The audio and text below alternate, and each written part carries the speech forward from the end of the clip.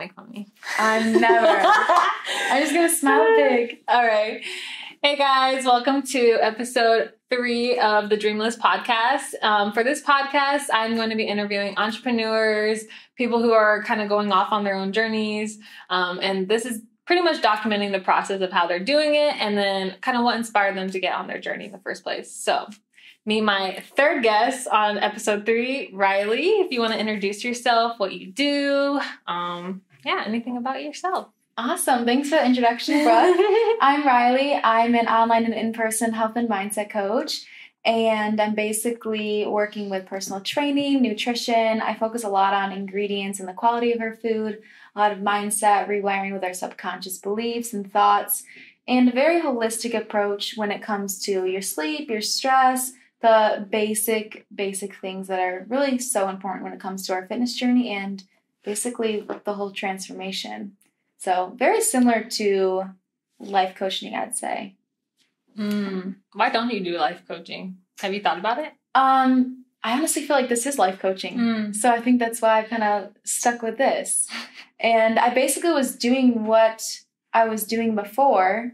When I was at ASU, I was the head coach of personal training at the gym for all the students and teachers and staff or whoever.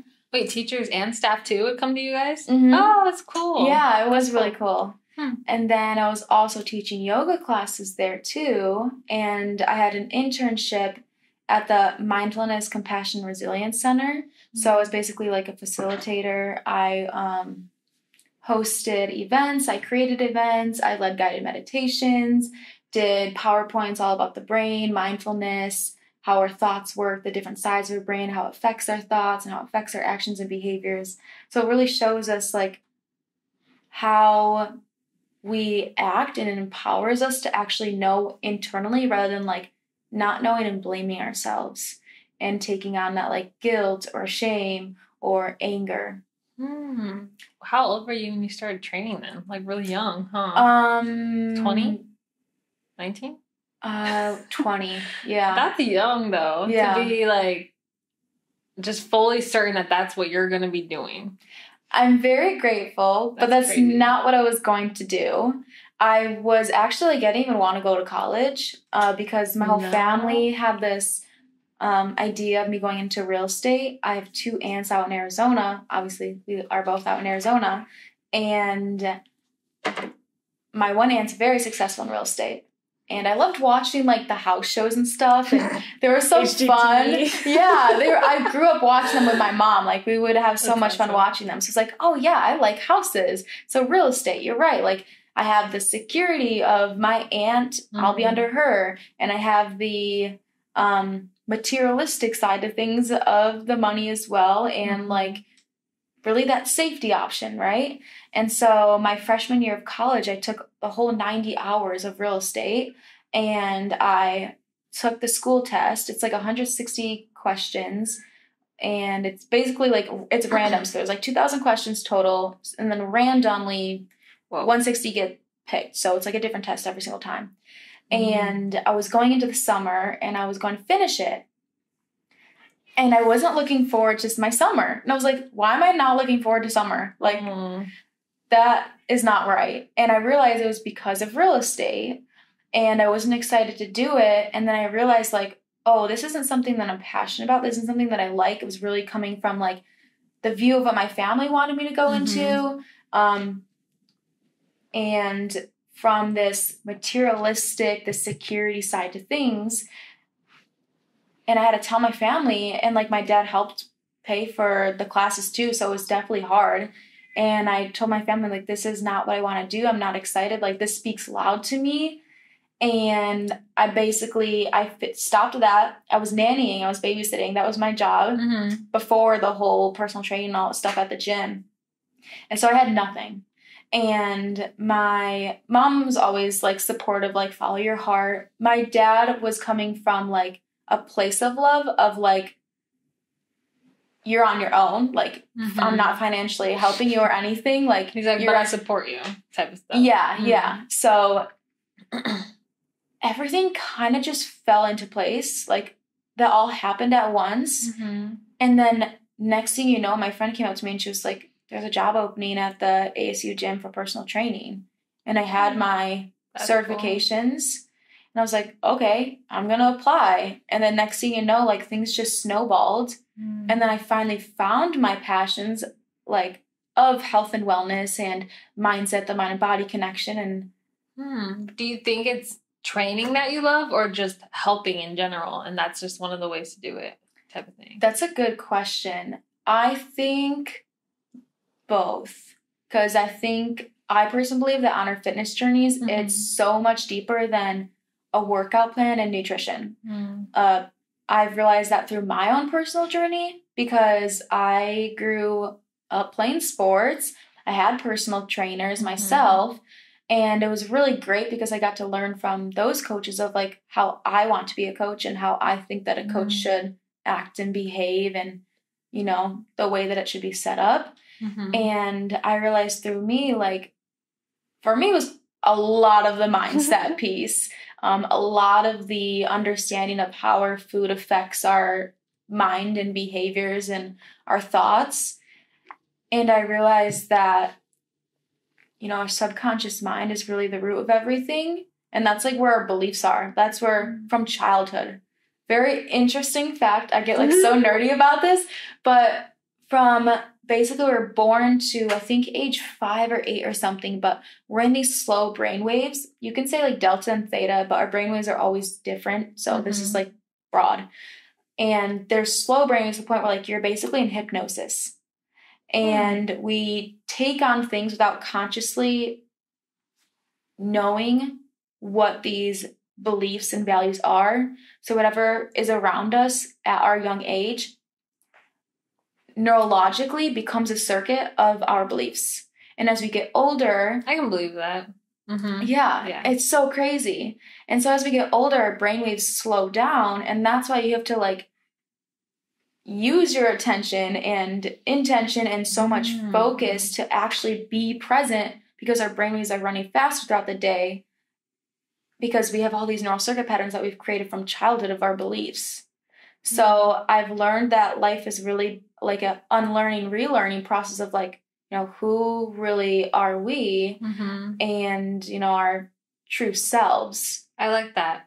The whole unlearning, relearning. I full like heartedly believe in that system because sometimes you don't even have control of what you are being fed, I guess. Yeah. Obviously, like what you said, when you're a kid, being around somebody that does something, and it makes it normal too. So for instance, if like you grew up in a family that was like an alcoholic mom or your dad overdosed on drugs or stuff like that, when you enter into your own life and you come across those types of things, it's super normal to you, but it's weird to other people who've never experienced that. Yeah. And I feel like I've had to unlearn that stuff is not normal because some of the stuff that I've seen when I was a kid is not normal at all, you know? And it's kind of crazy that, I don't know, like it influences the way you meet people in your life too. You put yourself in different situations. And that's another thing, like me coming to you and asking if you want to be on this and like hanging out with you and going to yoga and stuff. That's me trying to relearn and come across people that know stuff that I don't. So I really like that way that you put that. What would you say is the biggest thing that you had to unlearn and relearn? You know what I'm in the middle of is that you're gonna laugh. So my whole adolescence, I pretty much like smoked weed like all my life, and I know this is gonna be same. I was a stoner, and you know I still like to, but I still don't have that I guess that discipline where sometimes I do it too much. And it puts me in a really low energy state. And I think everyone around me can tell that I'm not that I'm high, but that I'm like low. Like I'm obviously not in the mood to talk or I'm not in the mood, whatever. And I think that's something I'm currently trying to relearn because I don't want to be like that anymore. Like I want to have the energy to do podcasts with people and not be like, oh, like so scared that someone's going to judge me or like, I'm not going to be thinking of the questions. I'm going to be thinking of like, judging, like, you know, like inside, like I feel like when I smoke too much or even drink too much, I get so internal and it becomes like a selfish desire rather than you know, being a part of the world I'm in. So that's what I'm trying to unlearn right now, is stop living so selfishly and get out of my addiction so I can be a part of other people's lives, you know? Yeah, it's not easy. It's hard. Somewhat relate because in college, freshman and sophomore year, also before, I was born in like the 99 time, which was the older age, because my age group was the 2000s. So I was always friends with the older people because of mainly sports. I was always with the older people playing soccer and snow ski racing. And I started getting into weed and drinking so early. And then college came around and it was like every single day. Like every single day. I had best friends right down the hallway from me and they sold. So like everything was just accessible. Yeah. And my roommate, which I actually didn't know, she sold coke out of the room, and I had literally no clue that she did that until like the end of the like year. She told me, and I was like, oh, that's why people walk in, walk out sometimes. That's funny. But like, I think what I realized is, I was actually reading this book of Tony Robbins, an old book. And it was, which one? I've read a couple of them. It's something about changing your emotional, mental, like, state. Basically, like, how to make, like, a huge transformation.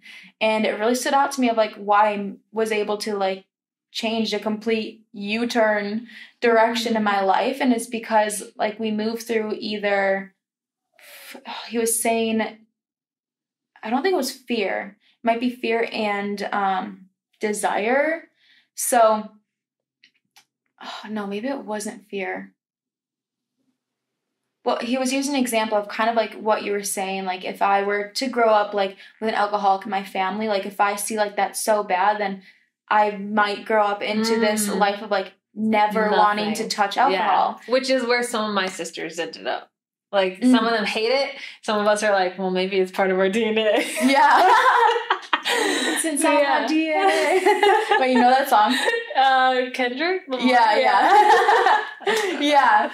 No, yeah, exactly. And I think that's why I've been, because I ended up looking at a perspective of, like, how it affected me and, like, the behaviors that I ended up doing that, like, did not align with me. And it got me to that point where I was like, wow, I really don't like this person. And it came from that, like, not desire state. It came from that, like, fear state. So now it's, like, so easy to, like, not drink or smoke, because when I was drinking and when I was smoking, it was always because I wanted to fit in. And I was part of, like, the popular crowd. I wanted to be friends with everyone. I wanted to be that goofy, funny person and let go and be seen. I wanted to be seen. That was the biggest thing.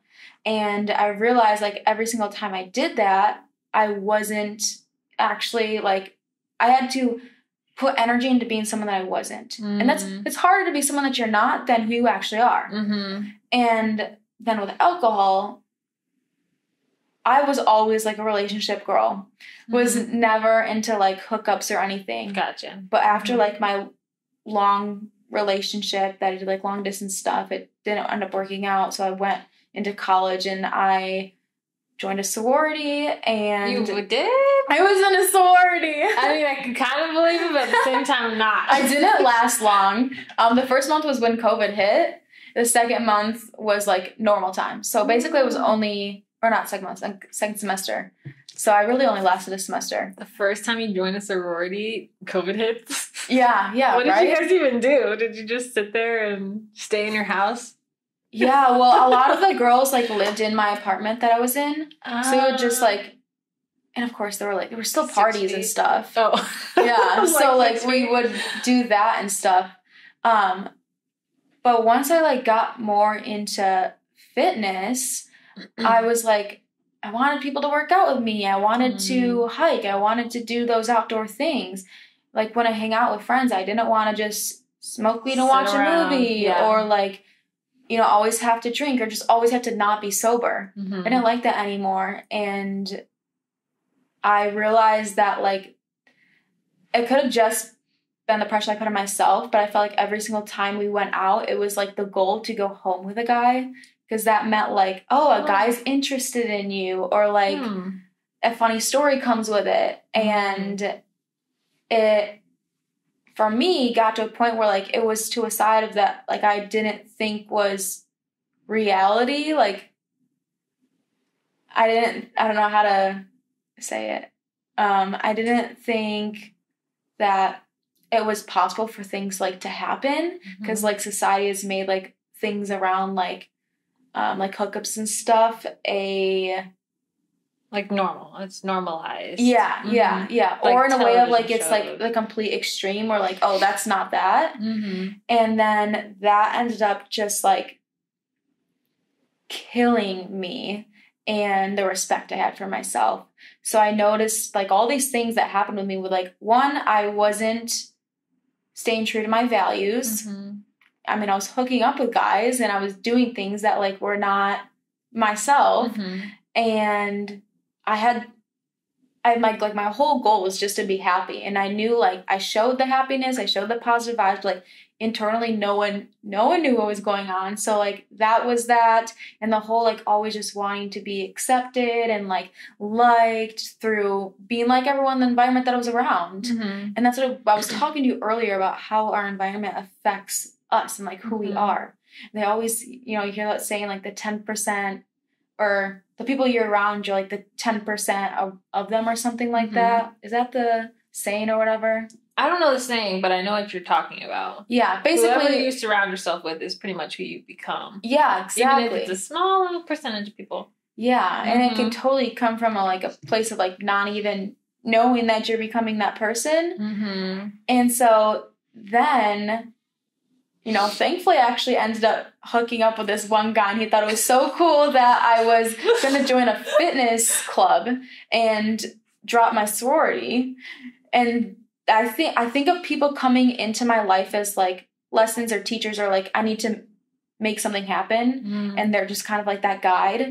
And that was when I left the sorority and really just like committed to health and fitness, and just seeing like the ways that I acted, I was able to like now I don't like alcohol, I don't like weed or anything. You don't need like external validation from somebody desiring you for the night. Yeah. But it was so uncomfortable, like so uncomfortable. Oh my gosh, yeah. Like there were so many nights, I think it happened for like, I want to say like a year, where I just felt so lonely because I was transitioning. And it was like shedding, you know, people who were in my life and my close friends. Thought you cared about and loved and kind of grew together with. Now you have to kind of like let them go in a way. Yeah, exactly. And it was difficult to do things alone, because I always had this perspective that doing things alone, like you were lonely. And that's why like when I was alone, that I would smoke weed. So I wasn't in my thoughts. I wasn't actually sitting with myself because I was scared to feel alone. And so then when I started doing that, it was freaking uncomfortable, and I cried so many times. Like, why do I have to keep thinking? But that's why like I pushed myself to always get out in nature.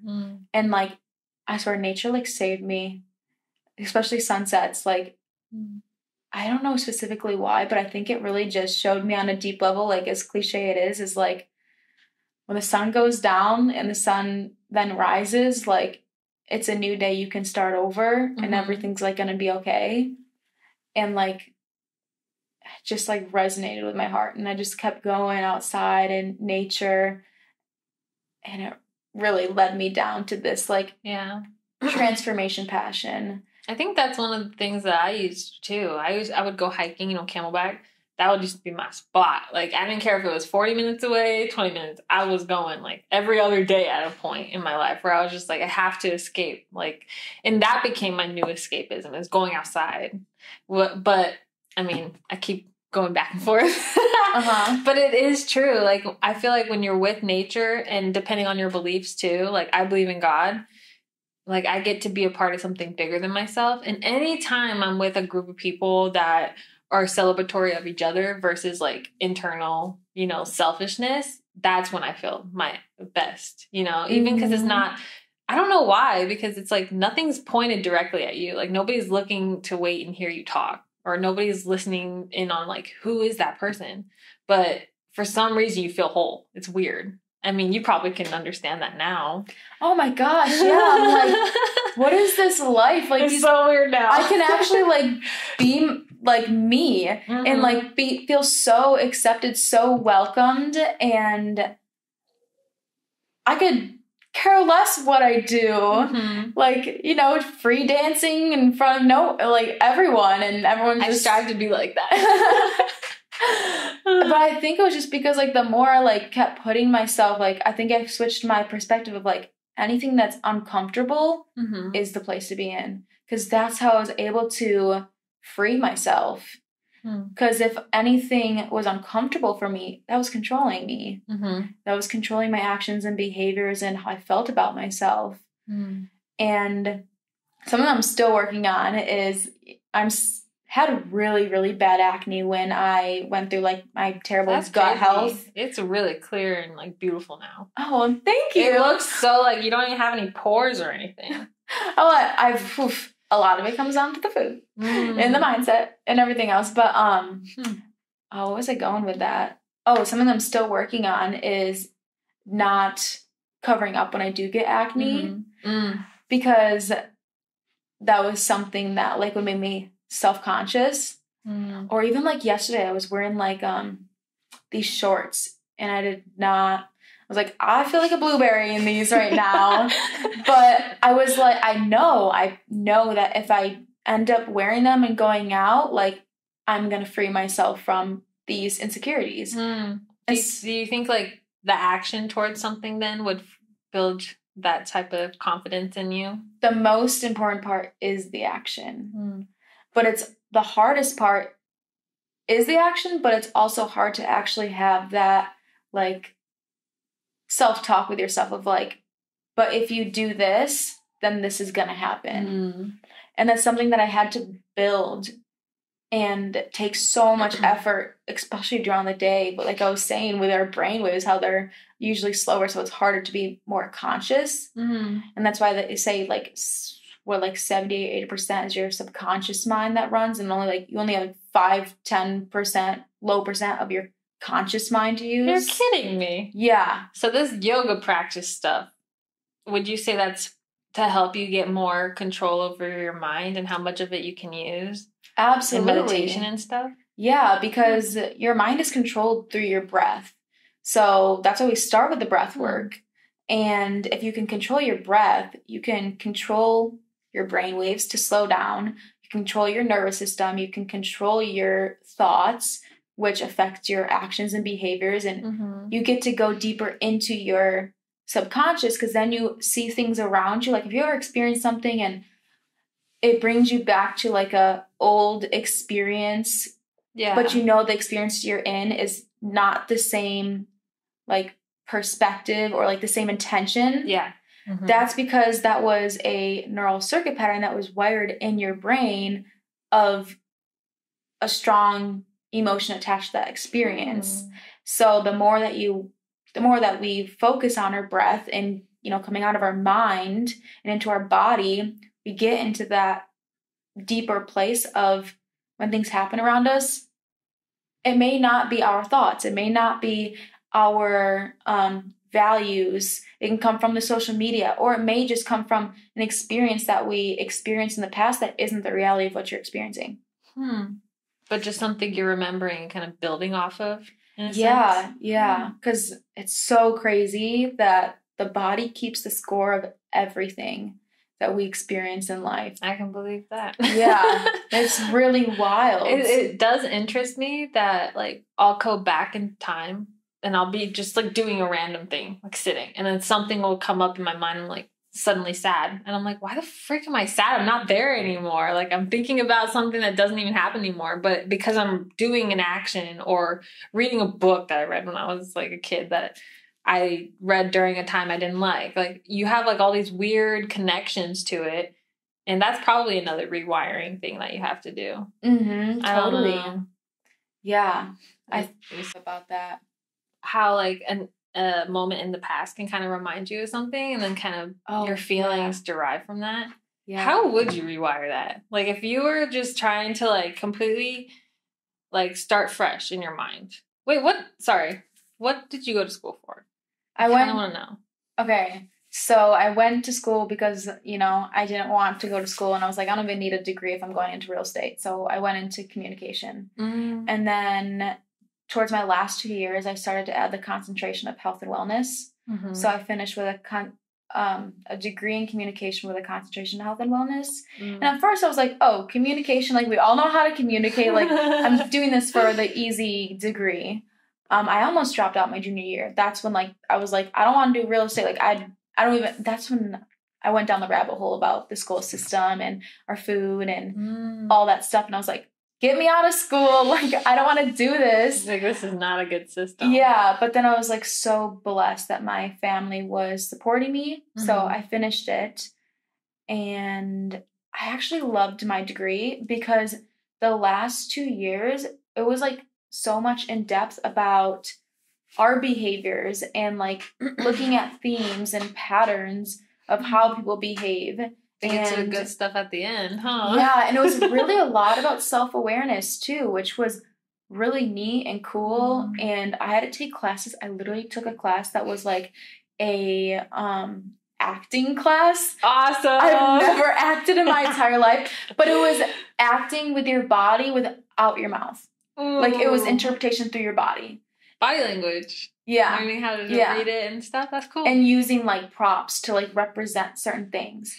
So that was so uncomfortable. That was the most, and I had to take that 2 semesters, so an entire year. Did you have to do, like, solo performances and stuff? Oh, okay. Yeah, majority of them were solo. And I had to take public speaking classes, too, with awesome. Communication. So I think that also really helped a lot with, like, that uncomfortableness and learning to be comfortable in the uncomfortable. And that's what I went to school with, and those were some of my classes, but I ended up really, really liking it because it was very interesting towards the end. Do you feel like you could have learned everything without going to college?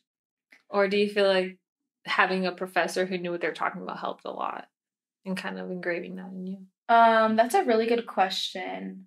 Because we have, like, YouTube and we have Google, you know? I don't think that you need to go to school. I definitely don't. So much money, especially if I was out of state. But I think I needed the experience of college because I was an only child, so I kind of grew up independent. But I got to really create myself without anyone telling me what to do, what to think, how to act. And I learned a lot of valuable lessons, especially from the whole sorority and just, like, you know, everything that was just offered in college. And they say, do you have any friends from college still? Yes, I do. But it's funny because majority of my friends are actually, they're all way older than me. I don't know why. I'm always friends with the older people. Got that old soul, girl. You don't know how many times I've heard that. It actually makes my heart really happy to hear that. But yeah, I do have some friends from college. My roommate that basically lived all 4 years. And we still stay in touch. She went to California. So how's she doing now? Oh, living her best life. She's always walking along the ocean. That's good. So I was expecting a a little bit opposite of that. Oh, really? What were you thinking? Well, because California's kind of going downhill right now. So I was just wait, really? In my head. Well, I don't really pay attention because of, like, politics and stuff and cultural wise. Oh, okay. Going a little bit down. Got it. That's where, like, my weaknesses fall. I don't know, like, when it comes to music, actors, politics. Good for you. Well, I know some government stuff. Like, all that stuff, like, I'm just, like, completely blank in the mind about. Sometimes ignorance is bliss because none of it's really that relevant. But anyway, that's why I was surprised that you said she's living her best life. Oh, yeah. Like, I wouldn't have expected that. Oh, that's so funny. So what do you love so much about Arizona? Honestly, I've just lived here my whole life, but I'm starting to realize that I just like the heat. Like, I don't like the cold, and even when it gets cold here, I want to, like, die, like, inside. So I'm like, I couldn't imagine living somewhere colder. I don't know how I grew up in the cold because I'm the exact same way. Where did you come from? New York. Oh, yeah. So upstate New York, so that's like close to Buffalo. So Buffalo gets a lot of snow. I grew up with the Jeep, and I would always be towing out my friends. The Jeep. When it was snowing days, I'd still go out on the roads. I can drive in the roads with that. So it was. Did you snowboard and stuff too growing up? I skied. I downhill ski raced. Raced? Yeah, I raced. Like for medals? Yeah. Did you win? I made it to sectionals my first year racing, and obviously my second year. And I only did it for 2 years, so it wasn't long. That's crazy. Yeah. And I think sectionals like the top one. Were you in high school? I was in high school, yeah. Well, I was actually in middle school on the high school team. So like 14 going to 15 type of age? Whatever age is 9th grade. Wait, 8th grade. 8th grade is... 13, 14, 15, 16. 14, 15, 16. I was an 8th grader on the high school ski team. That's cool. 9th grade. And then the team was so small it didn't exist anymore, so I stopped. Aww. But honestly, I like skiing for fun more than racing, so... That's fun, though. Yeah. I mean, the fact that you were able to learn how to do that... I mean, I don't think I would even try. Like, not racing. I mean, I would probably do it for fun with you guys if we ever went down there. But not for racing. Gotta be kidding me. Go on the snowboard. Is that easier? Give me the same... I tried the snowboard in Telluride in Colorado, and I changed in the middle of the hill with my friend because she'd snowboarded before, but she was like really struggling, and we were in the middle of like a blue. So blue is not the easiest; it's not the bunny hill. Okay. And I was like, let's just switch the middle of the hill. Like, I'll struggle with you, and we're the same shoe size. Well, because I was really good at skiing, and she was like. It was challenging for her to snowboard, and I was just like waiting really long. So I was like, try the skis out, and then I'll try the snowboard out. And I could only turn in one direction. It's so Ski scary. patrol had to help us down. At least there were patrol there. Yes. Because that's scary. Yeah, I gotta do it again though. I was like, I can wakeboard, I can skateboard. Let's do it. I've never done it in my whole life, but I like skateboarding, so maybe I'll be fine. Oh, there you go. Yeah. Right? Well, that's why I was asking you guys. Can we transition? We start in the bunny hill. Fuck that. We're going to go straight to the blue. Yeah, not the black, right. but the blue. Ski patrol will have to help me down again. Do you have to rent, or do you have to bring your own stuff? Or can you do both? You can do both, yeah. Okay. Yeah, so I have all like my ski stuff from When do you think racing. the snow will melt? We won't be able to go. I don't know. Has it already started? No. I feel like every single year the snow comes later. And it lasts longer.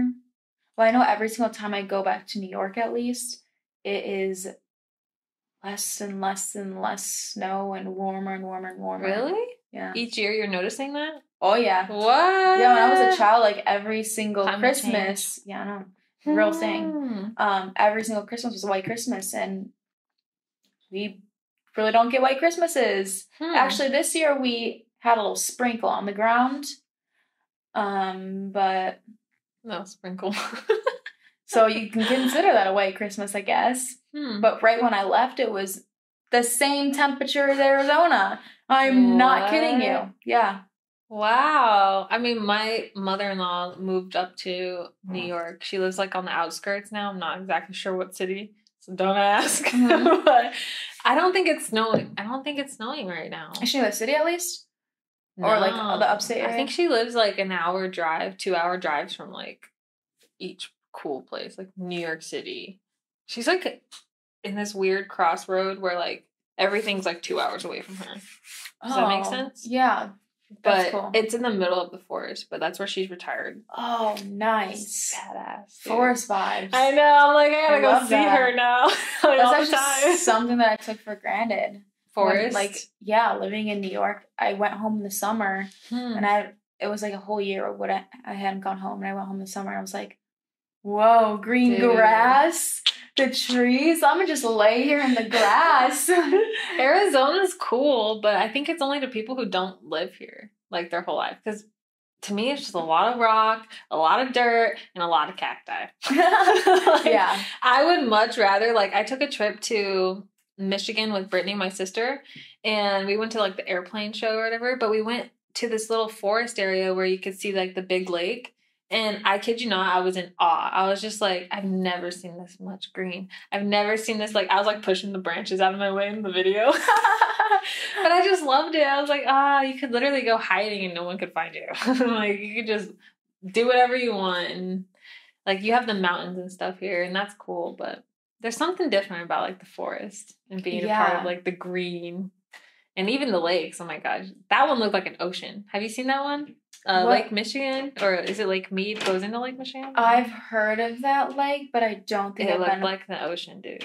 It was big. Have you heard of Canandaigua Lake? That's the lake I grew up on. No? Is it run through New York or something? Me and, like, directions and, like, areas and well, stuff. I mean, if you lived in New York, was it in New York next to you? Yeah. Yeah. There was a couple lakes in New York. The main ones that I went to was Canandaigua and Lake Ontario. I've heard of Lake Ontario. Yeah. But I don't know about that. Lake Ontario is really beautiful. And they have, like, these chimney bluffs that you can hike. And it's That's really cool. pretty. If I go visit New York, where should I go to visit? What's your favorite spot? Have you been to the city that much? I went to the city, like, 3 times. Really? Well, when I played soccer, we would travel and we'd go to Long Island. And so, like, after the tournament, we'd just go into the city, spend a day or two, yeah. And I had some family in Long Island too, so that's cool. Been there a couple times. I'm not a city girl though. Really? You prefer nature and stuff? Yeah, totally. I don't think it's natural to be around that many people, congested in such a small spot. I don't think it is, obviously. Yeah. But I don't know how some people prefer it. I know. We all have different I don't know. Opinions about it, but I feel like for me, it just makes me feel dirty. Like I feel dirty. You're like, maybe one trip for like a couple days is good enough for me. Yeah, and it's funny because like I'll say like I feel dirty, but then like I'll go roll around in the dirt and get like dirt in my mouth, and I don't feel dirty. You'll do yoga on the freaking mountain. I'll jump in any like water I see. That's weird. Yeah, why do you think of it like that? That's funny. I don't know. Is it just too much people? I think there's just like I see like a lot of trash on the ground. I think the air like is really gross with all like the buildings and the industrial aspects to it. What is it? I know I'm asking you. You've only seen it like 3 times or whatever. Is it like Phoenix or is it bigger? Is it worse? Worse. Worse. I think Phoenix is pretty bad. Oh my gosh, no, like you can't even drive. Oh, okay. Because there's so many people walking around. You'd be a walker though. Yeah, I would be a walker too. Yeah, I totally would. You can't even get a bike. Like either you would walking just or run taxi. into everybody, right? If you had a bike. Yeah. Oh, okay. Or you wouldn't even be able to move. Like it is like, beep, beep, beep. Jam-packed. Oh wait, sorry, I just thought of this. Didn't you say you traveled before too?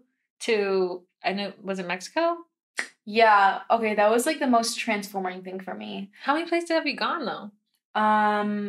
Quite a good amount. I went to the Cayman Islands. Okay. And these are probably going to be all, like, switched up because I literally don't know my states, countries, and stuff like that. It's fine. Neither do I. History class was my worst. I did not like that class. When they would call us up. I want to go there, but I don't know where it is. Whenever they would call us up to, like, put the states, I'd be like, don't call me, don't call me, don't call me. Sure enough, they called you. Yes, they would. And I'd bear sack on myself. But, yeah, Cayman Islands, I went to England. So I was in London and Manchester. I went there for soccer. I was invited by this team that was like 3 years older than me. I was like, send me out.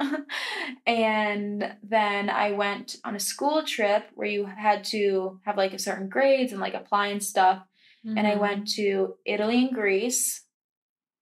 In Greece, I went to Athens and then a Greek island called Hydra Island. Really small island, not very known. I rode a donkey on the entire island. It was really cool.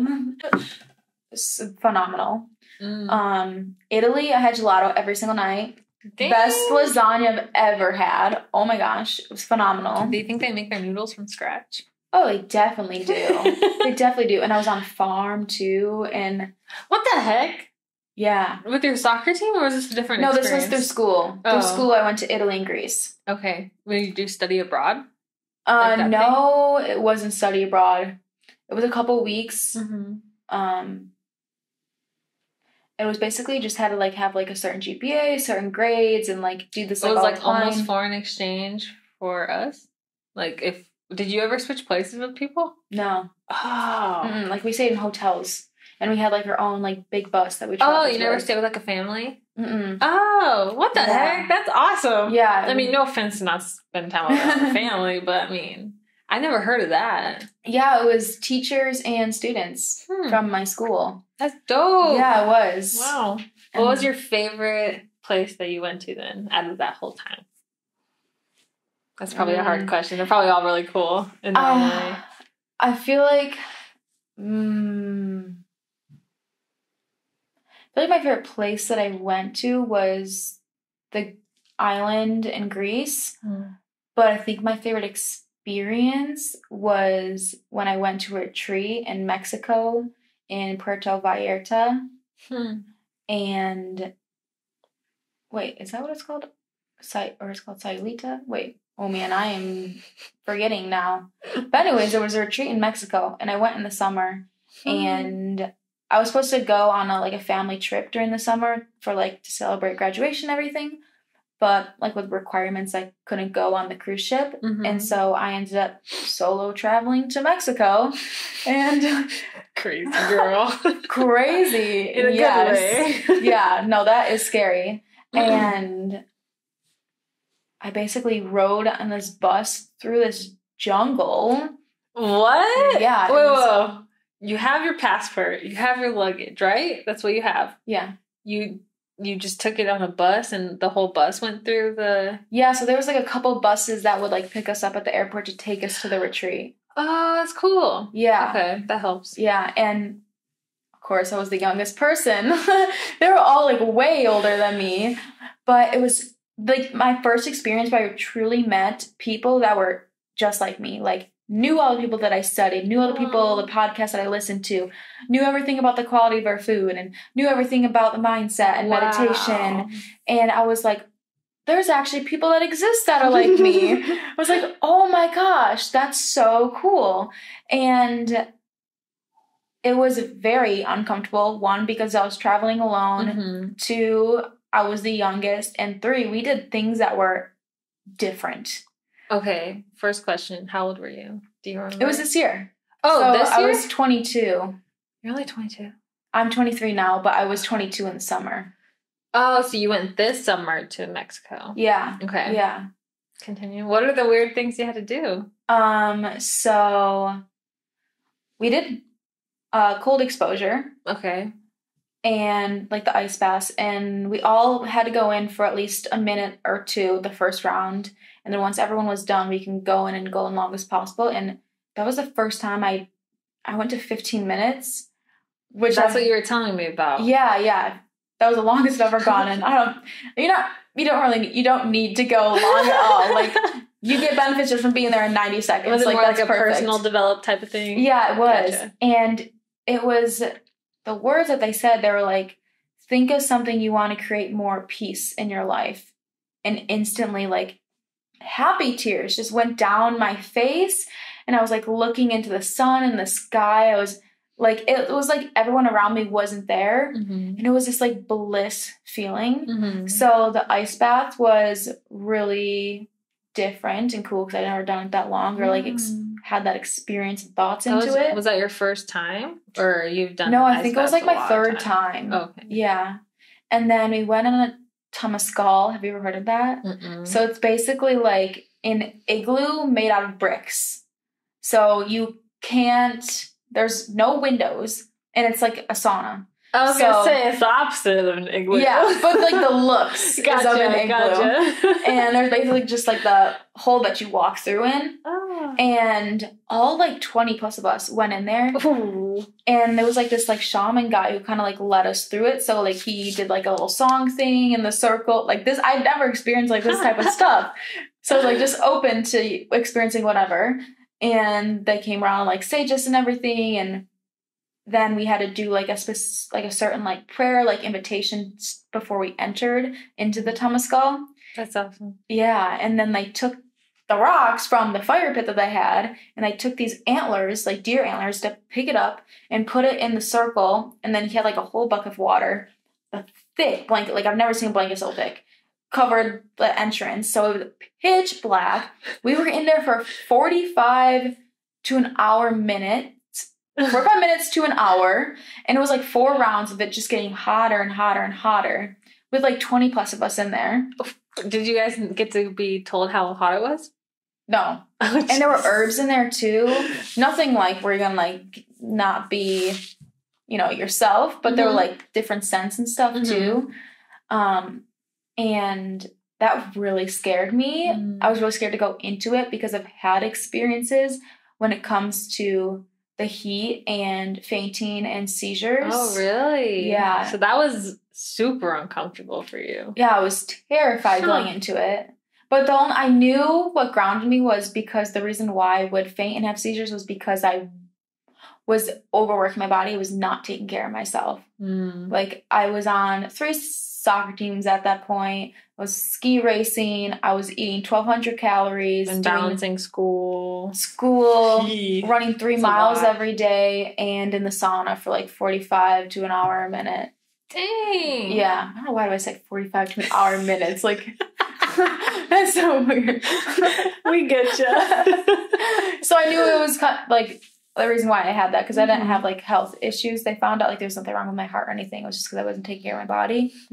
So, but it correlated with like the heat. Like if I got like my first time out in Arizona and I walked to a class, I almost fainted. So like the heat and like dehydration and like also the fainting first started when I was smoking weed. Really? Because smoking weed dehydrates you.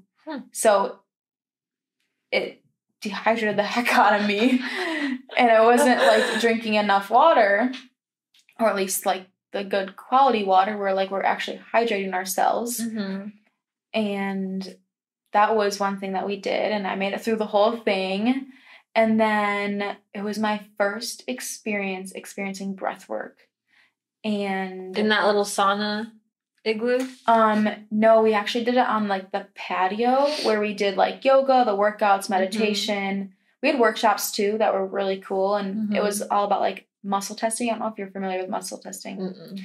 It's basically, so our electromagnetic field goes out like, well, our heart space goes out 6 feet. Our electromagnetic field is, I don't remember the certain amount, but it's working with your subconscious energy field by like doing certain like movements with like your body to figure out what's going on, like on a chemical, mainly the emotional and energetic side, but it manifests on a physical level, either like chemically, internally, or physically.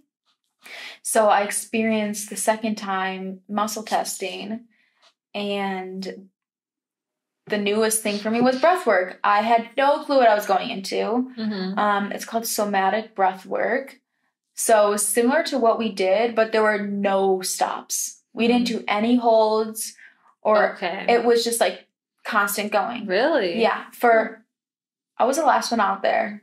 It was it does not surprise me at all. It was a very transforming thing for me, because I think as I grew up, I disconnected from myself, and I think that's what like led like weed and the alcohol was disconnecting from myself and things that I experienced. I thought if I didn't allow myself to feel things that it would just disappear, but little did I know it, you know, it's still in my subconscious body. It's still there. It's not until I deal with it. Yeah. And so this somatic breath work, and basically it brings you out of your mind and into your body where everything is stored that, you know, we might not be aware of.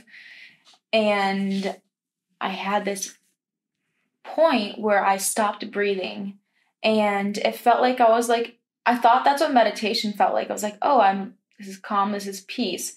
Whenever I meditated, that's what I felt. Mm-hmm. But then they encouraged me to keep breathing, and I realized, and I grew this awesome wisdom in my body that was not in meditation and at peace. That was my body trying to keep me safe from experiencing what was in my body.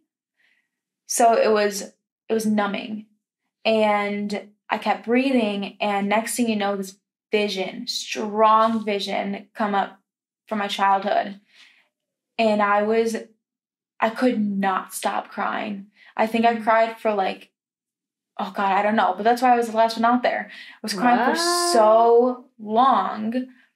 And that was the first thing that I realized of like, wow, I didn't really allow myself to feel like my entire life. I mean, I grew up as a child, basically, I thought I had cancer, like leukemia. I had disabilities when it came to school. I had to be in the extra reading classes. They always told me that like I had comprehension issues, so I didn't know how to express my emotions. I didn't know how to feel.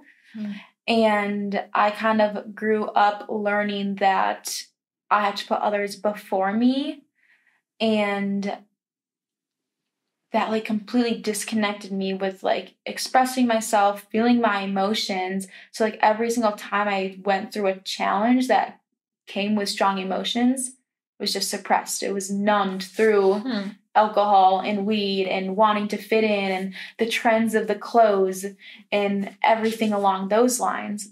So that was like the biggest thing for me. And that's what I'm unlearning and relearning, is how to feel in my body again. How to be truly connected with like your thoughts and stuff and your feelings, and not putting it, like not escaping them. Yeah, and really allowing myself to cry and just like hold myself, like hug myself. And that's all our nervous system wants, is what I learned on that retreat, is that our nervous system just wants to feel safe. We want to feel accepted, and we want to feel loved. So once we can bring that into our body, it allows things to come up because it feels safe. It doesn't need to be in this ancestral fight or flight. And on a physical level, that'll manifest of our shoulders falling forward because we want to punch someone. Very aggressive. Our hips go back because we're going to run. And what are the other things too that they said? Our teeth clench and our jaw gets tight because biting. So like we're very ancestral. Like, so I think I show up a lot because I know, and I've experienced like every single time when I feel myself in a emotion that's still in my body and I allow it to come out, that it reflects externally. Like it happens in my outer reality. Like whenever I move through something, someone leaves or someone comes in, or like different things attract. And I'm like, dang, like everything's really connected. Our inner world. Like, I heard this one thing and it was like, are you really experiencing the world, or are you experiencing your mind? You're experiencing your mind through the world. So it's like whatever our mind thinks and sees and holds is, our mind is a supercomputer. So we program our mind through, most importantly, allowing ourselves to feel so it doesn't get suppressed and numbed and stuck in your body and maybe turn into a physical manifestation. And through the rewiring, which is coming back to our whole true self and our actual values and what we listen to, what we watch, what we see, our environment, the people, everything around us is programming our supercomputer minds that affects what brings us, what we attract. So do you have like any like worries then for the future or concerns? Because everybody's kind of just viewing it through a lens with them, really, like whatever they're being shown on their phones, music, podcasts, you know, like nothing is really like experiential as it used to be, I guess. Yeah. I think it's What do you think's gonna happen? Impossible to not have worries. I mean, I think we're human for a reason, but I think whenever like I do have worries, like that's when I just have to really hone in on coming back to my values, my faith, and my experiences of like challenges that I moved through and was able to like see something that I would have never expected that came better out of it. And I just hold on to that as like a huge faith of mine that I know, like I just have that knowing that things are going to work out. And there was this one thing that I heard too of like, we came here to not know. We came here to have a blank mind and not know like the world. And we were so peaceful when we didn't know. Too. Yeah, exactly. But now that we think that we know everything, I think that's where everyone gets a little distressed, right? Yeah, exactly. And that's where we get lost into this fear, these lower vibration feelings and emotions and thoughts of life, and it can become very stressful. And then of course, have you ever like felt stressed and then it's like piles into a snowball? Yeah. Because that's literally like what our mind does. If we focus on one thing, that's all it will see. And it doesn't know if it's like, it doesn't know if fear is protecting you or not. Because instinctively, it's like we like fear because it tells us what's dangerous. But nowadays, we don't have those same things that are scaring us. So now we have to discern what fear is actually helping us versus hurting us, right? Yeah. Okay. Yeah, and it's a whole like shift in perspective, but it's like I'm always constantly having to work on that. Like I think it's impossible. I don't think anyone is perfect. I think it's truly beautiful to be imperfect, but like we're just very, we're very whole. We are. There's nothing that we really need to change about ourselves, because we're just beautiful in our unique self. Like no one can replicate us. No one can copy us. And I used to think being like different, and that's why I always went down that path of like fitting in with like my environment of the drinking, the alcohol, the clothes, and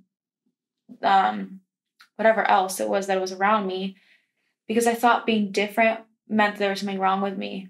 So I had to rewire being different is a superpower, like, and being able to actually like live in your indifference and like own that stuff. Yeah, it's totally different. Yeah, and like that holds so much value to be different. Like, how cool is that? Not a single person can be you. Like that is value. That is so cool, and that's why like we need to encourage ourselves to jump into that space because of that value, and like we have these differences for a reason. Do you think that you doing all those experiences before is what made you more comfortable being different too? Just the more you try and get out of your way, your own way type of thing?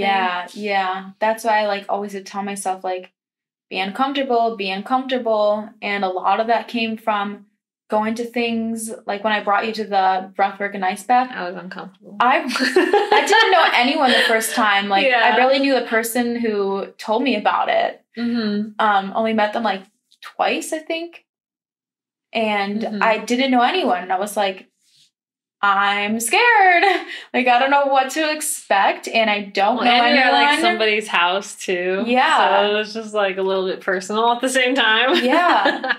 And so it's like, I've learned that like doing things to push myself of like, not alone, because like I end up being with people, but like, not like bringing someone. I went the first time like completely by myself, or like even like traveling too. I started traveling alone. That is so different than having one person even with you. Yeah. I don't care what anyone says. It is so much harder to do things all alone, even though it seems like it's more, I guess, like lenient, like you can do whatever you want.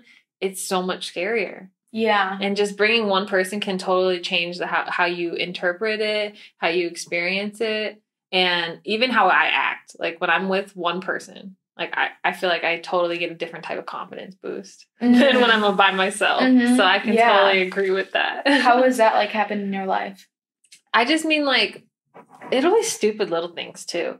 Like, I went out with Jennifer and Mike or whatever one night, and we went to like this karaoke bar. It was supposed to be just me and Jennifer. But I was like, if I were to have gone by just myself, I think I would have been even more uncomfortable, just because it would have been, you know, yourself versus and trying to get to know all these different people.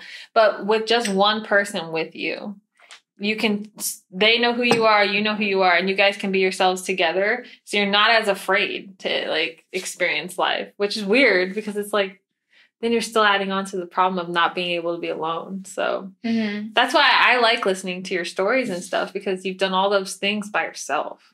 And that's actual courage, if you ask me. But then I also have learned recently how important connection is.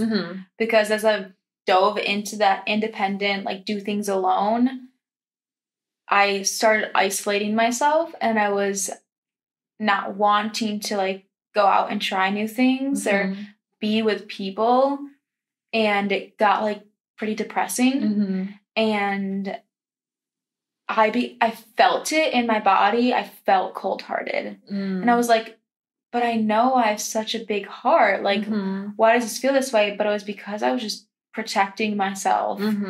And as important it is to do things alone and take that courage, like, I think it's also so important to have that balance of we need connection. We are connecting beings. Don't be like me. You have my headphones in like 24/7. I'm like, don't talk to me. I'm not available. Hey, well, sometimes we need to like, you know, when we know ourselves better than anyone else. So like if we know that we're just not in that place, like that's totally fine. Like I know when I need to like put my boundaries up of like, someone asked me to do something on a weekend, like, no, I'm exhausted, or no, this is my day. Yeah. So I think it's...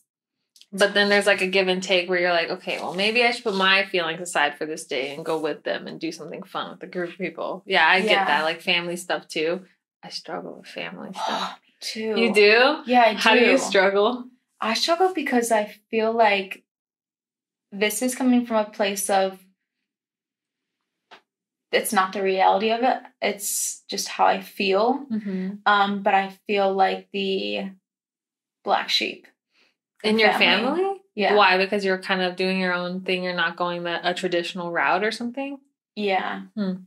But I think I've always kind of felt that because of my experience that I had like with friendships growing up. I was like that. I had this really solid friend group. And I had introduced my friend to other friends, and I would be the one to like get made fun of or like left out. Do the same. So yeah, freaking not fun. You're like, why can't I be the cool one in the group? Yeah, I know, and that's why like why I was always looking to seek validation, and why I was always doing those things to feel more accepted. And it was, like, really cool to end up seeing, like, oh, shoot, that's why my behaviors were in that way as I grew older. Like, that wasn't because there's something wrong with me. So it was very empowering to see that. Do you have any siblings? I'm an only child. Oh, that's right. Yeah. That's interesting. So most of your experiences with the group is just friends. Yeah. It's not as familial unless it's your mom or dad. Yeah. Unless you're close with your cousins and stuff, too. Yeah. My cousin and I are actually 5 days apart. So we're the same age. We went to the same college together. Lived across the street. So she basically was my sister. That's fun. But I'm missing my thought because my stomach is rumbling. Do you hear it? I thought that was mine for a second. I was like, am I hungry? Oh, man. No. Oh, about family. Yeah, I've felt that way because of, like, friends. But it's something that I think my body's still not ready to go into deep through. Because, you know, we can't allow things to come up when our body's not ready. So we can't force it, is what I've learned. And I think that's why it translated into family. And because now, like, I'm very different. Like, my thoughts, like, the whole conventional lifestyle with, like, when I have kids, the way I'm raising them is going to be completely different. Like, I want to homeschool them. Don't want them going to a normal school. Maybe like public school eventually, but definitely homeschooling at like at the beginning and really focusing on those years where they're developing like a lot. Mm-hmm. Yeah.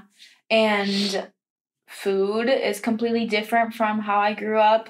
Like I was given like the snacks, the Lunchables, the juice pouches. But then as I got older, like my mom ended up like making my lunchbox pretty bougie, and she would put little notes in there that were so sweet. Aww. And she'd get like the subs and stuff, but still, it wasn't real food. And my whole just thoughts around life too is just very different. So like I've become like sometimes really quiet around my family because I know that I have some certain beliefs or thoughts that if I bring it up or talk about it, like, the energy's wasted. It's not going to go anywhere. Yeah. But what's really cool is because the more I step into this leader position, my family around me is making adjustments. I like that you said that. It's like almost a calling. I don't know. I don't want to say that because that feels kind of like big, but like if you're doing something out of the lines, even a little bit, and nobody's even daring to kind of cross it, I would consider that like a leadership position because people are drawn to that type of value anyway, you know? So like you're going to be learning something that they never even came across. You're going to be experiencing things that they never even thought to do. Yeah. And then you're building all these skills on top of that, like courage, bravery, learning about yourself. And I would consider that leadership because where else are they even going to like hear about it? Do you talk to them about any of those types of things then? Yeah. Well, actually, my aunt was the one who kind of brought me into this, like, you could say spiritual side to life. And a lot about, like, your mindset and your thoughts and how it affects your reality. Like, she exposed me to that side, and she exposed me to reading, which, oh my God, bless her soul, because that's where I dove into everything and went down the rabbit hole. But you know, there's so much stuff that is out there that we don't know. And we're all just doing our best with the information that we have. So it's like, once I learned everything, it kind of came from this place of like blame of like, I grew up because of this way or because you did this. But like my whole entire family and everyone around me were just doing the best from what they knew. And it's just coming from that like love space. And now it's like, oh, I mean, I've lived my life this whole entire time with what I was exposed to. So like, I can't live in fear with what I know now. Yeah.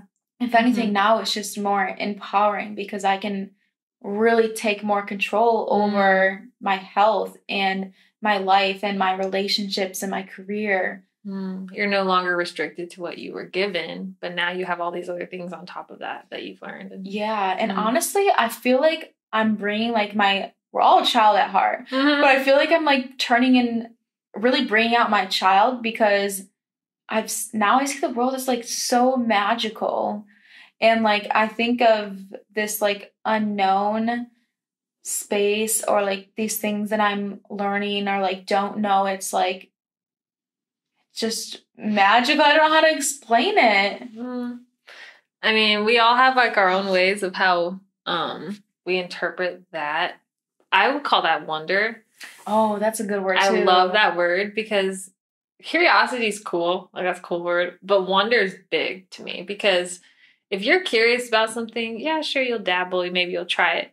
But if you're wandering, like if you're like, I'm curious and I'm in the unknown, that's cool to me. I'm like, I'm going to solve this. I'm going to figure it out for myself. I just love wandering. That's why like I've dabbled into so many different things. It's because I figured out like what I actually feel is like good in my heart. Like I love podcasts. Even if this is not something that I do for a long time, guys, it's just fun. It's fun to talk to you and it's fun to learn about like other people's lives and what made them become the way they are. And same with videography. I never knew I was going to go into video. But you know, like those little things that kind of like happened in your childhood and you're like, oh, wait, there was a sign there. Oh, wait, there's a sign there. It was one of those things. I was like, wait, I should have done this a long time ago. Like, I really like this. What were those signs? Just like, in 8th grade, like we had like to do like group projects in computers or something, and I would be the one who wanted to use the big camera or something stupid, and we did like a reenactment of an iCarly episode or some shit. But it was like always creative, stupid things that I never picked up on as a kid. And also, my sister Brittany, she's like 30, I think, this year, or she just turned 30. But she was always into photography. And so I never wanted to step on her toes and be like, oh, I like that stuff now. You know, just because like you're like, well, somebody's already ventured in that path. I don't want to go there. But sure enough, like that's kind of where I fell. And I don't imagine my mind like changing or shifting to a different path anymore. And I've gone so many different routes that I kind of figured out who I am now. But I figured like, was that what happened with personal training? You just always knew like there were like little things that happened where like, oh, maybe I should have done this or started studying it a long time ago type thing. It's actually funny because my mom literally told me like I should do what I'm doing, but I was like, no. But you know, moms just always know stuff. Freaking right, dude. I hate it. I'm like, Mom, how? Yeah, but I think I've just seen like how much like I've transformed my life and like this different side to like the fitness industry and how like important it is with a fitness journey, that everything is interconnected. And I just became so interested in how to help others in that way, or be like a guide or teacher or coach or whatever. I think it was just really just my own experiences. And I definitely seen so many challenges in the fitness industry with clients that I have or through myself. Like it's very funny. You've had like weird interactions with clients before, or like not so good ones? No, I mean like certain like challenges like around food, around how breaking habits and stuff. Yeah. Or okay. Yeah, similar to that. Like it's funny because it's like old me's come.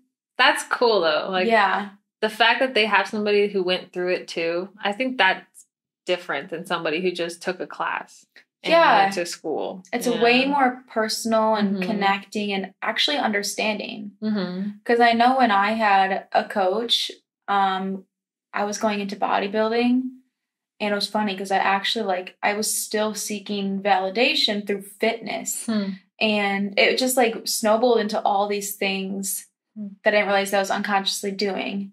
And like fitness, I was doing it to be accepted, because I also realized like I grew up into a space of people around me didn't like their photos taken, didn't like their body, projecting on me of like, if I wear white leggings, like I can see you're fat, you can't wear white leggings. And that person was in a relationship that I don't truly see as love. And so I kind of grew that belief of like, oh, if I don't look a certain way, then I won't be loved. And that's why like this fitness journey was like a long trend of like working out for external validation. And at the bodybuilding part, it was like for my coach. I wanted to prove myself to my coach that like I'm worthy and that I can do a bodybuilding competition. And I was in that environment of like bodybuilders. And I thought that was like truly something that I wanted to do, but it became like really unhealthy before I like actually was gonna compete. And I lost my track, out of track. It is crazy to see that's what a standard is though. Like being that lean and being that, I guess, like toned with your muscles being like your skin this paper thin. Like, oh, it's not healthy. It's a standard though, and people think it is. Like if you see that walking around, or if you see that at the gym, you're like, oh, you look so good right now. But in reality, you're like, what'd it take to get you that point, dude? Yeah, like what's going on internally? Like, do you have energy? Do you have sex drive? Like, I'm trying to have some sex drive, you know? Like, where's your libido? You're funny. And how do they feel on a mental level? Because when I was in that space, like, holy Toledo, it was like, I was so selfish. Do you have pictures? I do, yeah. You're gonna have to show me later. I will. I wouldn't even spend time with my family until I did my 2 hours training, 1 hour cardio, 1 hour lifting, and then another walk session too. And it was like, if I didn't have that, right now. I wouldn't even eat with my family. Like, I wouldn't go out to eat. I would. Just because temptation? Or just not wanting to make them uncomfortable by how you are strict? No, because I was just being so selfish with myself to, like, you know, do this bodybuilding competition and prove to my coach. And I didn't realize that I was working out for someone else. I thought I was working out for myself. And that's why, like, I always preach a lot, too, of, like, making fitness fun, because it can come from a space of, like, working out for someone else. And it can, for me at least, it turned into something that was unhealthy. Like, if you weren't at a specific, what is the, like, body fat ratio or something, or if you weren't cutting down on certain foods, or if you weren't hitting those workouts, like, then what? Like, how would you feel about yourself? Just like you failed the day? Yeah, well, when I was in that, like, really hard, like, competitive of, like, hard training and nutrition, I put so much pressure on myself that I gained really bad eating disorders. And, like, I thought I experienced binge eating, you know, when you have alcohol and you come back and you just kind of eat your food. Yeah. I thought, like, that was binge eating. But, like, this was something that, like, it literally felt like, I hate to say this, but it felt like a demon was in my body and I couldn't control myself. Like, I would black out and eat. I don't even remember the food that I ate. Whoa. And there was, like, so much guilt and shame around that. And then I would, the next day, do hours of cardio. Or I'd show up to the gym and the environment around me, they'd say out loud to everyone, if you're binging on peanut butter, you're going to be fluffy. And so it was just this, like, constant state of, like, someone not being in my position of how to connect with me and understand me and have that personal journey, which is why, like, I'm so appreciative of, like, all my challenges when it comes to, like, the fitness journey of doing every freaking fad diet out there. Like, that's cool. We're our own, like, experiments. And I think that was a really cool opportunity for myself to realize a lot of stuff. I think that's the best way to be a role model is through experience. Like, just having done something and then overcoming it, it's so much better. It's so much wiser, I guess. Like, you actually went through it. You actually understood, and people can actually, like, do some similar steps that you did to overcome those things too. That's a big problem. Sometimes I wonder, like, what if I didn't have these challenges, like, earlier in life? Like, I know some people, like, probably don't. Or, like, honestly, how did I get so lucky? How did I get so lucky to get all these, like, hard challenges and blessings in disguise to happen to me? That felt like you were drowning at the time, but now that you've overcome it, you're kind of like, yeah, wow. Like, I learned a lot from that. But phase of my life. Like, do you ever think, like, some people, well, I think we all have our challenges all look different. And that's why I don't think anyone's, like, feelings shouldn't be validated. But I almost, like, wonder if there really is, like, a plan set for us. Like, you were meant to experience this and this and this and this. Like a predetermined kind of fate. Oh, yeah. What are your beliefs and thoughts around our life already being, like, kind of predetermined what we experience? Well, okay, I've had a lot of time to think about this. And I say that because I grew up as a Christian. My mom, she's always instilled that in us, like, God first, God first, God first. But it wasn't until I was, like, in my teens where I discovered, like, oh, I don't have to believe in anything. I could believe in energy. I could believe in, like, rocks and whatever I wanted to. And so I actually went down my own journey. But what I realized is that even if it's not God that you believe in, if it's just believing in something bigger than yourself and that we're all connected, that's what I've grown to, like, love. Even though I do believe in God and I do believe in Jesus, I do think in somehow, some way, we're all connected. I don't know about fate because choices, you know, like, what is the statistic? It's like 127 choices. We got a lot of paths we could go down. I'm like, exactly. So I'm like it's hard for me to believe like something's completely predetermined. But I think on the big scale side, like if you're determined to be a leader, you will. Like if you don't let things take control of your life, like what we were talking about, like drugs, alcohol, not just that, but like people too, toxic relationships. If you're able to grow from those types of things, I think you can live out the fate that's predetermined for you, if that makes sense.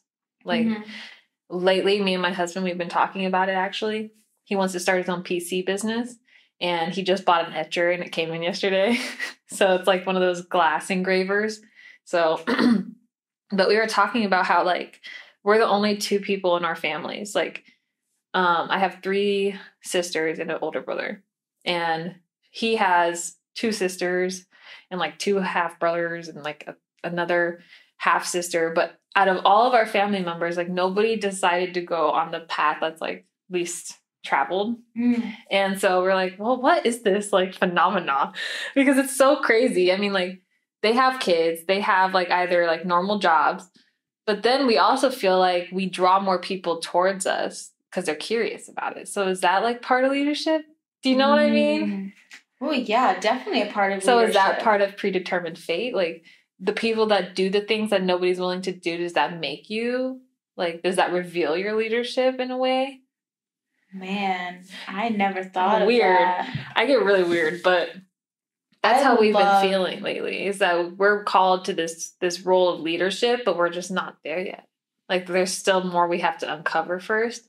And for me, that's like getting past my own problems, like insecurities and like not inviting you to do the podcast because I was just afraid you're gonna hate my apartment. Like stupid shit like that. Like I have to overcome those things first before I can actually see what is behind that curtain, Yeah. So yeah, I totally see that. And I feel like you're experiencing that too, right? Oh yeah, like, definitely. You said your family and stuff, like you don't really fit in that much, but it's not that you don't fit in. It's because you've traveled on a different path that nobody else has gone yet. So yeah, I think what's helped me, because I've always come from like a space of love, like wanting to help people change and be better.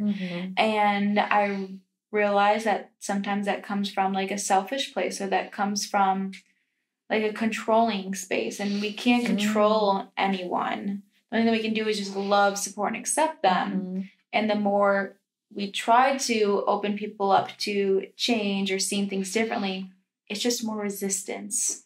And so I think why like the more I like want to dive into myself and speak my truth and really like hone in on my values and who I am, is I know that that's where transformation comes from. Because whenever we say like, oh, do this, do that, instant wall comes up. Like we don't want to be told to do something. And you don't want to be made stupid because you haven't been doing that. Yeah. Yeah. Like, oh, because I didn't decide to listen to that person, am I stupid now? No. Yeah. There's just a ton of insecurities that come with listening to people too. So that's why actions, I think, are louder than words always. Oh yeah. Oh my gosh. You having lived the life you lived is probably going to benefit your clients way more than you saying like, you'll live a better life if you do this and that, Yeah. Because it's like, sometimes there are so many things that I heard that I was like, I can't believe you. I think it all comes from experience. And I think that's why like the way we present ourselves or like communicate matters. Like, especially as being a coach, asking questions a way for them to figure it out, for them to experience the aha moments. Because I think it's important to see someone who is in the same shoes as you and to, move through anything that they're working through. I think that's really cool to see someone that like there is that potential and there, it is possible. But I think the most important thing is the experience of it. Because without experience, how can we actually fully let go and like trust in? It's all in your mind until you've actually experienced it too. Yeah, exactly. Which isn't real. That's another thing. That's another thing. That's another thing. I feel like we're gonna have to do like 3 different podcasts. I know. Yeah, that's crazy too.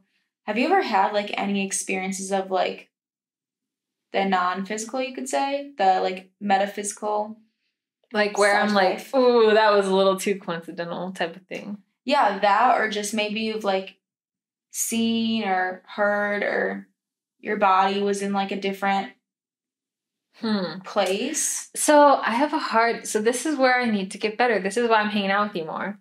To do more yoga, to do more like breath work, to do cold plunging, stuff like that, because I'm not connected with my body like whatsoever. Like I think physical exercise is probably the most connected. And this is why I say running is a form of meditation for me, because I'll go running for like 45 minutes and feel like a whole new person when I'm done. And it won't be because of the actual like burning of calories. It'll be because that was my mental like freaking like time to just hone in on my thoughts, or just music, like bumping my favorite 90s rock band or whatever the hell. Like that is who I am. And I think that's the closest I've been to actually feeling like myself. That's why I run a lot. Even though Mike tries to fucking like tell me, oh, you're burning up all your glycogen before you work out. Yeah, I know, but I'm not trying to be a bodybuilder right now. Yeah. I'm trying to get my mental state fine. But anyway, I would say that is probably the most transcendent I usually feel, the runner's high. But I can't discern right now if it's my thoughts or if it's actually like, if it's, you know what I mean? Out of body, whatever you want to call it. I can't tell. I know there was a time, and this is actually really personal, in that transformational like meditation practice. I was in a bad relationship before all that had happened. And I remember so vividly, but I can't tell you if it was just because I wanted this to be what I thought, or if it was actual thought during meditation. And we had been doing it for like an hour at that point. So you're pretty deep in yourself. Mm-hmm. It was like watching my old relationship, everything rewinded, and it was like undoing it. And that was, I got goosebumps. And I'm like, that's so weird, because it's like, you thought you loved somebody, but you stay with them for like 2 years or however long. And it was so toxic, but you don't see it. You don't. And I literally sat there and I started just trembling, because I was just like, why is myself trying to unwind? Like, why am I rewinding and saying that it never happened? Like, what is going on? And I think that was the one time that I finally realized that like meditation and getting to know your thoughts is important, because I still don't know. Like, I still don't know if that was just my mind trying to undo everything that had happened, or if it was telling me to like move on. Like, everything that happened, it doesn't matter. It's undone. Like, start over, you know? Through an emotion in my body, every single time that happens, it's like I get one strong vision, then it goes all the way back to like my parents' way that they were growing up. And I didn't even know my dad's dad. Like, he died before I was even born. And I was feeling how my dad was raised and how everything just like played out as a movie into. Like, this made my dad. You're like rewatching his way of life. Yeah. And then how like how the type of men that I attracted and how things happened to me. And I was like, whoa. So I think that is really cool that you experienced that. I think that was definitely a reason I believe in something greater than myself now. You know, just like, but it's sad, because you're like, until you have those experiences, a lot of people don't believe just based on word. And I can't force that. You know, like, I'm not going to tell somebody that they're wrong for not believing in something greater than that, because I didn't until I believed in it myself, you know? Yeah, me too. I think I've always been that like questioner, like what else is out there, want to know everything. Like, I was always into, because like, we don't know. Yeah. Right. Yeah. I was always curious about that. And yeah, it wasn't until I had my own experiences to this different side of life that is not seeable with the human eye, but is on a deeper connecting level. And I totally agree with you that it really comes down to you having to experience of like that greater, whatever anyone believes in, being out there. Mm-hmm. And I think that's why, like, I've dove a lot into the mind and the body connection and breath work and meditating and journaling. I love journaling. Yeah, me too. Me too. And I think it's like this like whole like stigma of like meditating, your legs are crossed, your fingers are like seated. And it's like there's so many forms of meditating. Meditating is just an intentional awareness. Mm-hmm. So a focus. And you could do that with anything in life. Mm-hmm.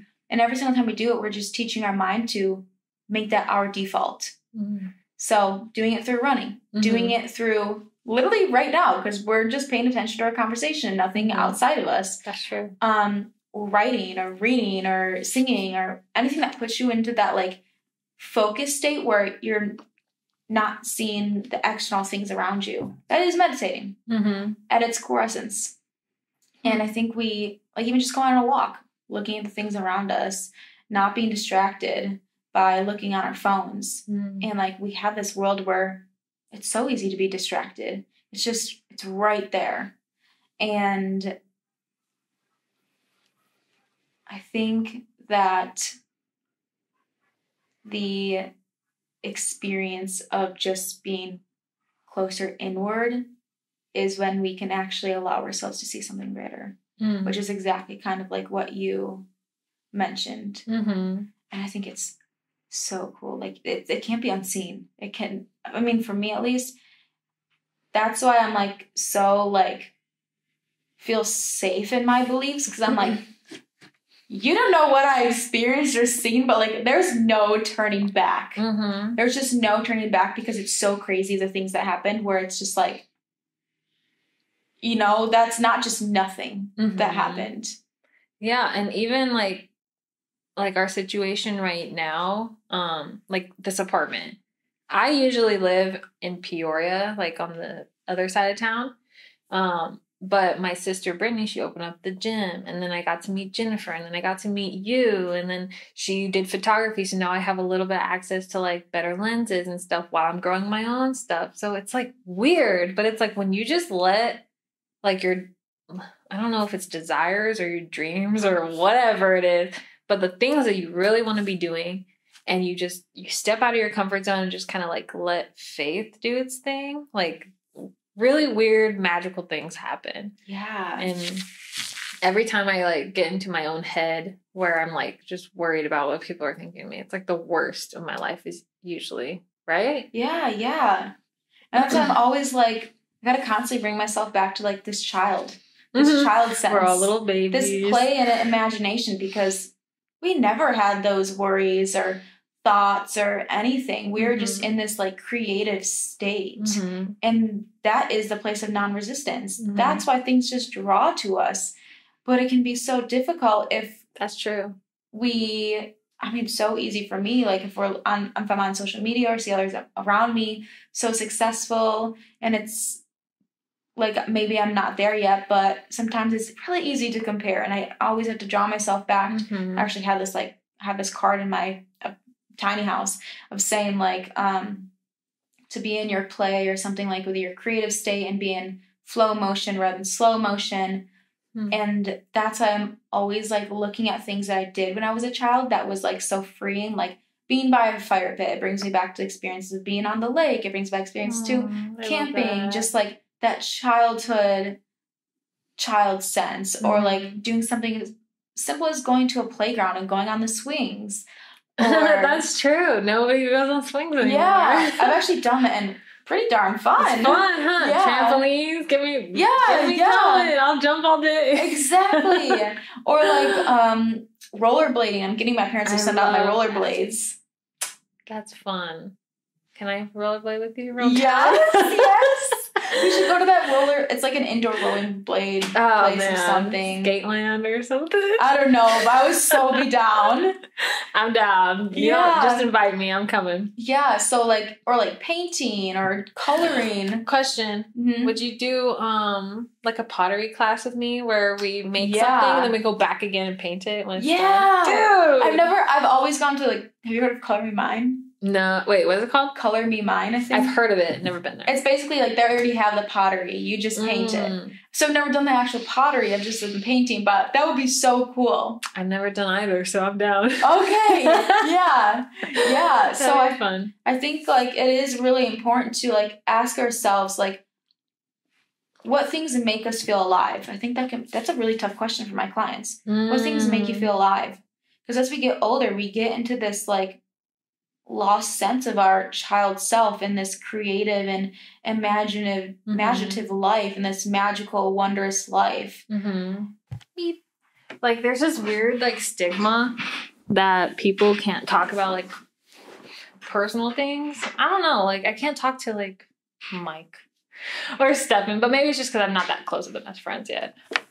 But I want it to be more normal. I feel like women are just maybe it is a womanly thing. Yeah, I almost think so too. But what were we saying before this? We can finish that thought. Yeah, it was like right when you started talking. Barnacles. It's okay. I can have it. We were talking about like childhood. We were talking about rollerblading and yeah. It's okay. I need to figure out a better system because I thought my timer was working. The school system.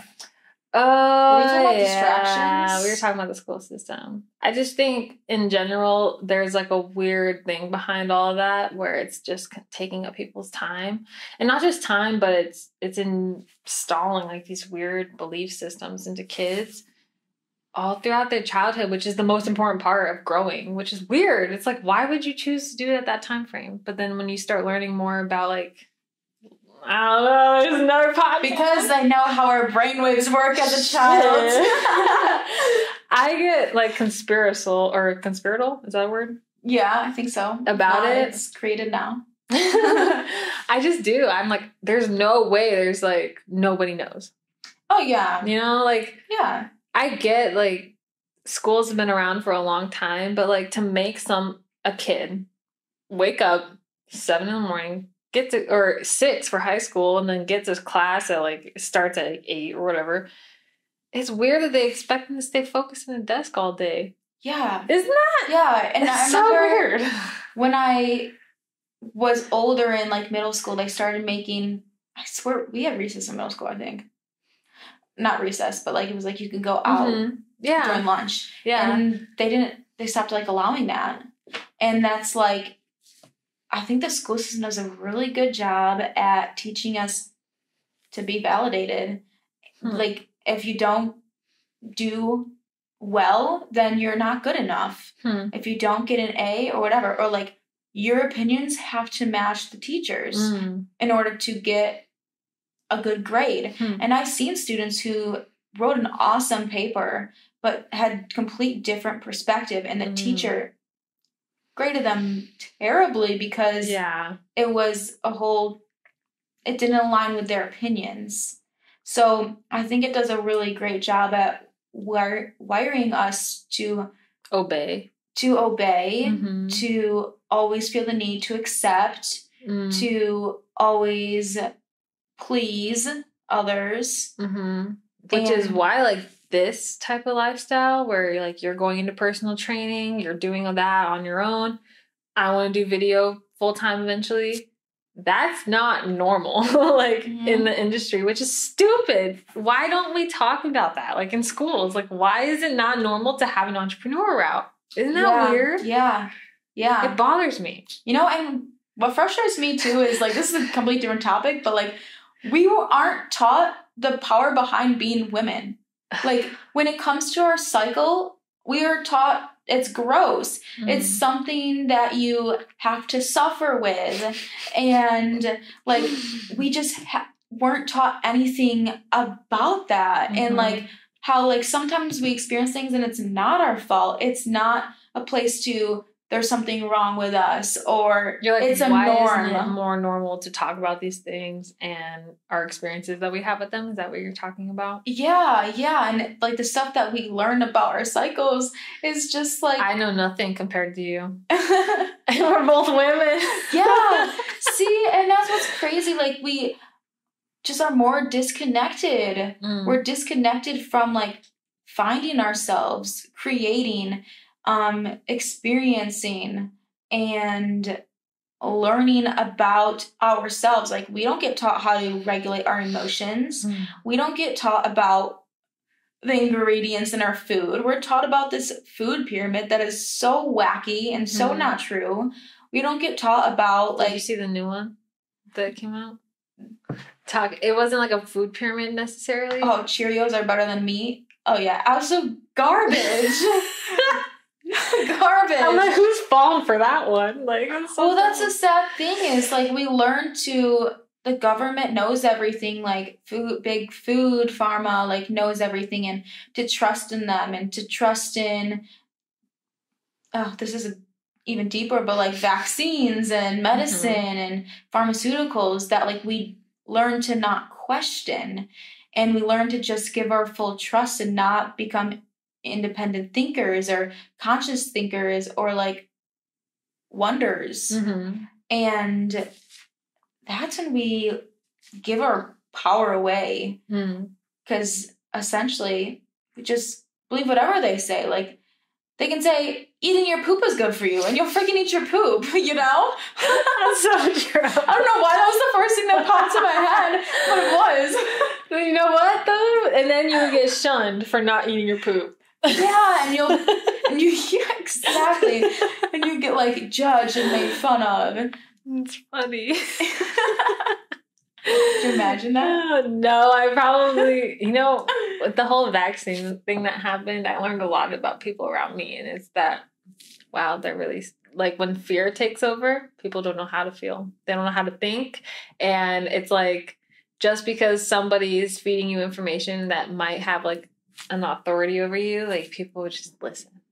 Yeah. And that's why it can be very scary, like, even, like, I think it brings back to coaching, because, like, even when I had coaches and trainers, like, they had this authoritative power of, like, oh, they have their certifications, like, they must know everything. Even though I lost my period for 5 months, even though I'm binging on food, even though I'm depressed, I'm lonely, I'm, like, doing these terrible things for my health and my body, even though I'm fainting and having seizures.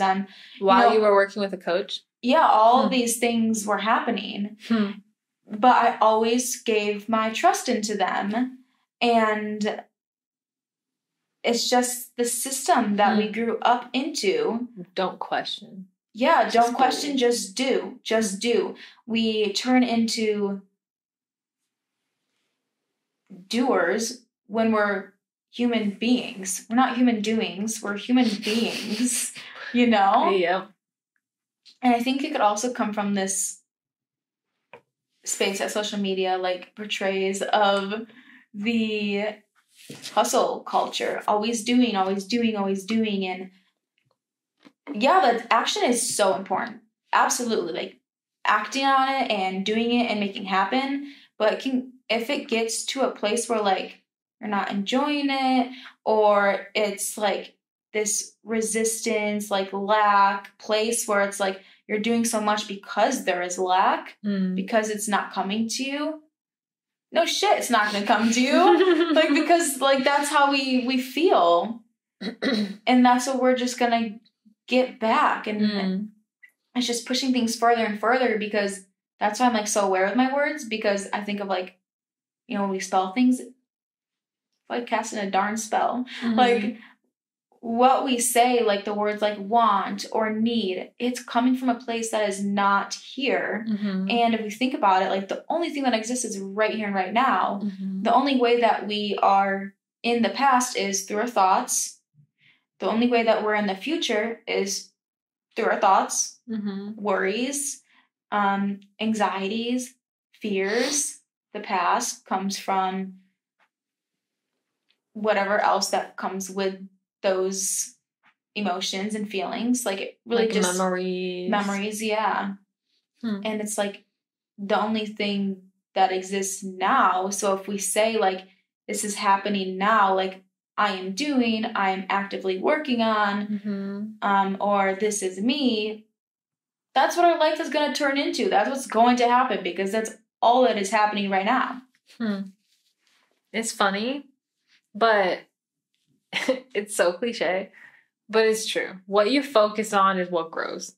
So if you're focusing on the negative, if you're focusing on the bad habits, not focusing on the good habits, not focusing on the things that you want to be actually successful in, of course you're not going to get there. Like, it's so funny because it's such a simple, little tiny thing, but it changes everything. Yeah. And that's honestly what this year is all about for me, is making sure that what I'm focusing on is what I want to actually be building. You are building. So it's happening right now. Is there anything, because I know we've been going at this for almost an hour and a half. Is there anything that, I don't want to put you on the spot and have you come up with something random, but you're a personal trainer, you're somebody, a life coach pretty much. What is something that you want to leave everybody with that may even listen? If it's just one person, two people, I know it's small right now. I think the biggest thing is just question everything. Question everything and see how it feels in your body and go with that. Make your own judgment, your own experience from things. Don't take everybody else's word for it. Yeah. Like, what does something mean to you? And what does it feel like for you? And I think that is really important. And I think what you were saying earlier too, about like how fear can really affect someone's life and behaviors and how they act towards people. I think can be in a difficult position being in like the holistic space with fitness is it is a lot of unlearning, and it's a lot of like, you know, you go into a rabbit hole and it's a lot of stuff that you've never seen before, and it can be really scary of like why things are happening the way around us, whether that's the ingredients in our food or whether that's the systems approach to our thoughts and mindset, or of like listening to like that authoritative person that I think that once you are exposed to, if that is your truth, to not fear it, because we've survived already for this long, and take it from more of an empowering state.